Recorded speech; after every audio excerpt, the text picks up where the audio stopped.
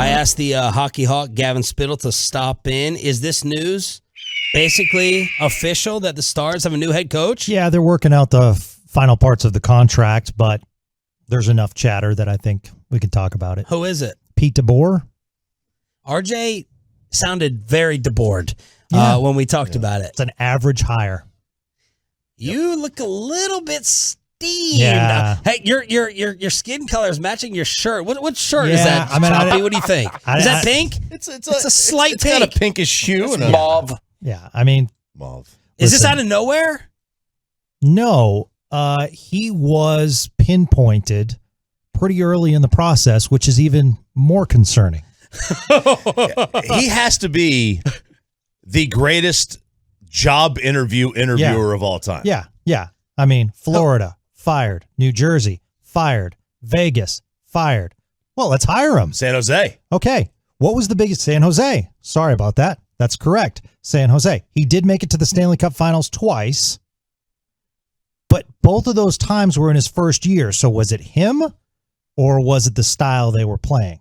I will also add this. Granted, Vegas had injuries, a lot of injuries last year. Biggest problem with the Stars, scoring. Who had a better power play than who basically the Stars had a better power play than the Vegas Golden Knights. And you're bringing him in to fix this. And the Stars have an offensive problem. A huge offensive problem. A huge problem with consistency. Is this like the state of things with the roster or the way we're looked upon in the league to have to settle for this? Yeah, I mean, here's the reality. How many coaches are you going to bring in before you make massive wholesale changes in your lineup? I mean, I think it's kind of like, Stars fans have to understand this. I know Miro Heiskanen. Yeah, really, really good player. Really, really good player. But I'm watching Cale Makar in the Stanley Cup Final. That is elite, and that guy should be on the ice, and we didn't pick him. Who did you have at the top of your list? Did they talk to a lot of other people? Things get close anywhere? So, from what I'm hearing, Bruce Cassidy, name was tossed around. Very good coach, fired by the Bruins. I mean, we have to understand coaches get tossed pretty, quick in the NHL. He would have been a very good selection. People can criticize Barry Trotz all they want, but for this team, I thought he would be perfect because this team needs a style change. And Barry Trotz has shown in Nashville, in Washington, where he won a cup with great offensive production. Then he went to the Islanders, and they had more of a defensive squad. So what does he do? He takes them to almost the promised land. He changes style with the players. I'm not sure what style this Dallas Stars team is going to play next year. But it's getting increasingly frustrating that right now you can say, maybe a wild card team. And, oh, yeah, you're going to lose John Klingberg? Come on. What are we doing? No. I mean, listen, I sit here and I try to be nice on Twitter and everything like that. But, I mean, let's look at, let's real quick, because I know we got to go to a break. Hey, you're the boss, man. You control the clock. You do whatever the hell you want. Steve Yzerman hired John Cooper in Tampa, okay? John Cooper was an assistant coach, wasn't really a huge name. Now he is the best coach in hockey, okay? Steve Yzerman is looking at a guy who's on the Tampa bench named Derek Lalonde. Derek Lalonde has won in the USHL, the ECHL, the AHL, and, 2 Stanley Cups with Tampa, and now he's in the Stanley Cup again as an assistant. Why can't we even interview this guy? Yeah, the interview. So you watch Yzerman, and you see who Yzerman picks, and you know what? That probably would have been the right choice for the Dallas Stars.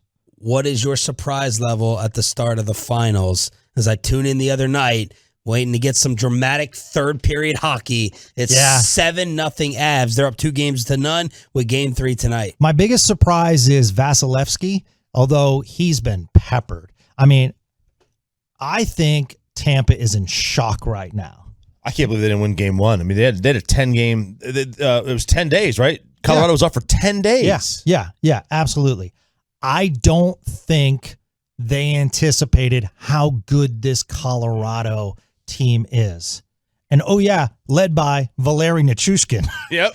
Who we just decided, to let go. And rightfully so at the time because he wasn't playing, But, I mean, players tend to leave here and do great things. 7 straight and 9 of 10.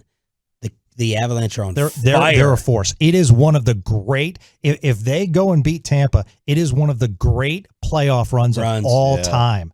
Colorado has dominated this playoffs. Yeah. Boy, they're a force. Hey, I want you to calm down a little bit before our meeting at 10, okay? We don't need this. Fired up. We don't need You this. got it out of it. I was going to come in here and say, you know what, guys? Let's see what happens. No. I was going to do my Gavin Spittle soft voice. No. Let's see what happens. No. Let's calm down. I'm fuming now. Let's calm down the next 25 minutes. We getting a podcast on this? You better. I might just have to open mic and go. I mean, I hate to say it. Apathy is set in for me. I'm done. Woo! I'm done, folks. Gavin Spittle. I'm done. Hockey Hog. Light him up on Twitter. And we'll see the podcast comes out at 105throughthefan.com.